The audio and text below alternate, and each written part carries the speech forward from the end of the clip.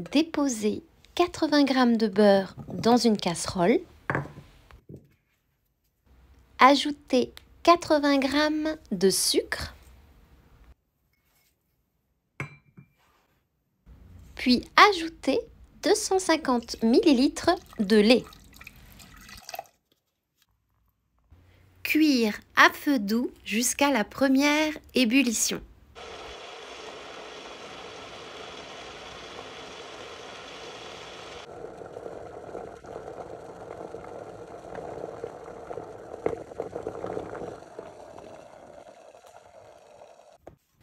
Ajoutez 130 g de farine d'un coup et mélangez. En versant la farine d'un coup, vous allez créer un emploi d'amidon, c'est-à-dire que sous l'effet de la chaleur, la pâte va se gélifier pour ensuite devenir élastique.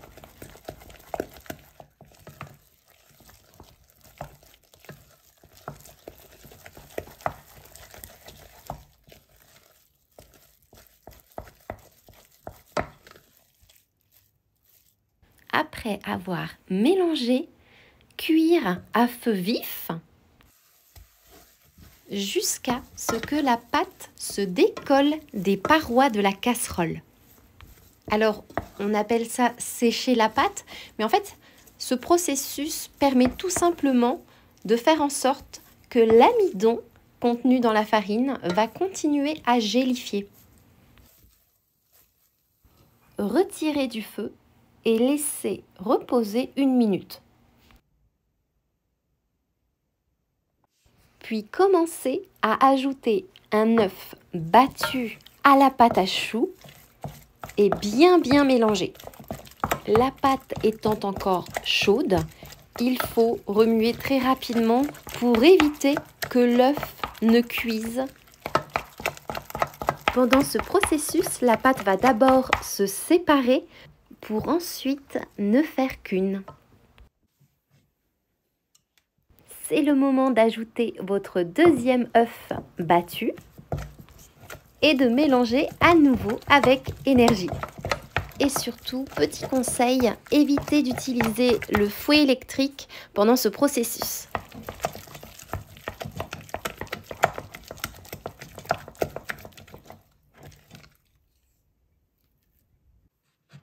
Enfin, on termine par le troisième et dernier œuf, battu là encore.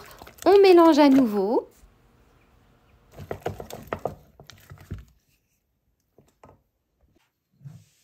Et on vient ajouter 3 cuillères à soupe d'eau de fleur d'oranger. Vous pouvez très bien ajouter seulement 2 cuillères à soupe d'eau de fleur d'oranger, mais c'est vrai que ce goût est tellement délicieux que ce serait dommage de ne pas l'accentuer.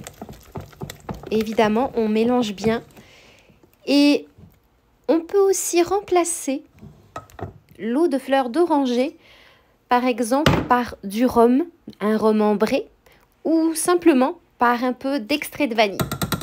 Ça dépend vraiment des goûts de chacun.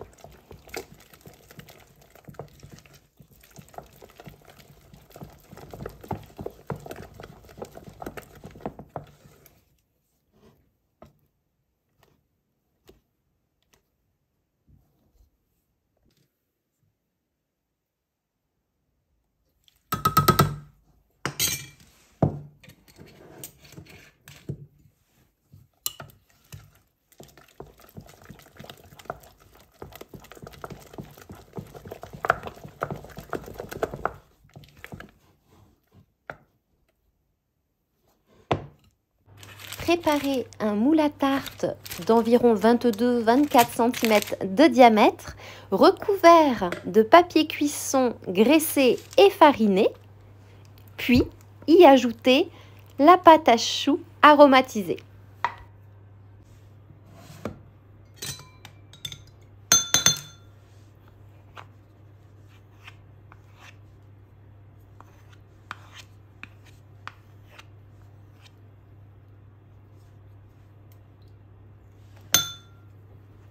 Étalez votre pâte en vous aidant d'une cuillère à soupe que vous aurez légèrement humidifiée avec de l'eau. Ça vous facilitera la tâche.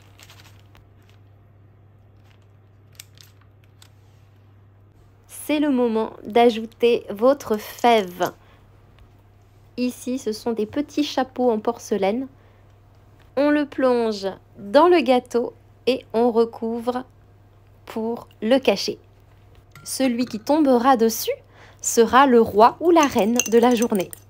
Et enfin, mélangez un jaune d'œuf avec une cuillère à café de lait, puis dorez votre gâteau.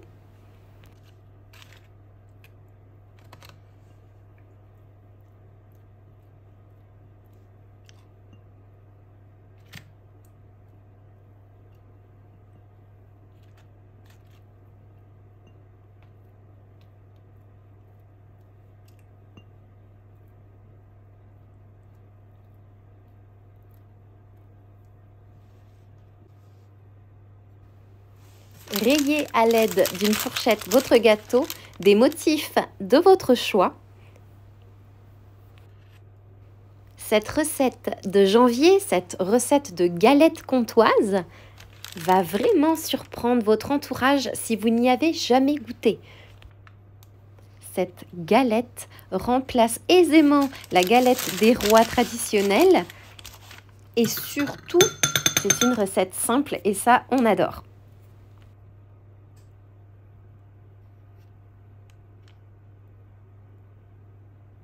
Il faut quand même savoir que c'est une recette qui date du XIe siècle, qui se faisait de façon complètement différente, mais comme beaucoup de recettes, elle a évolué avec son temps et je vous invite vraiment à l'essayer.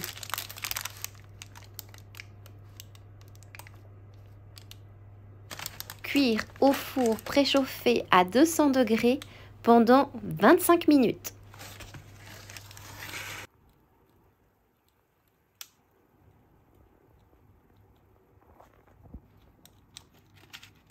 Ce sera un dessert parfait pour l'épiphanie ou même avant pour les plus gourmands. Et on laisse bien refroidir avant de découper et de la manger.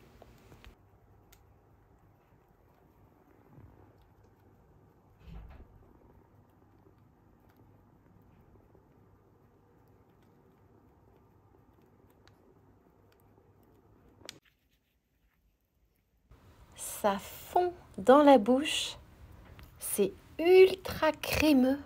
Vous ne pouvez devenir qu'addict à cette douceur.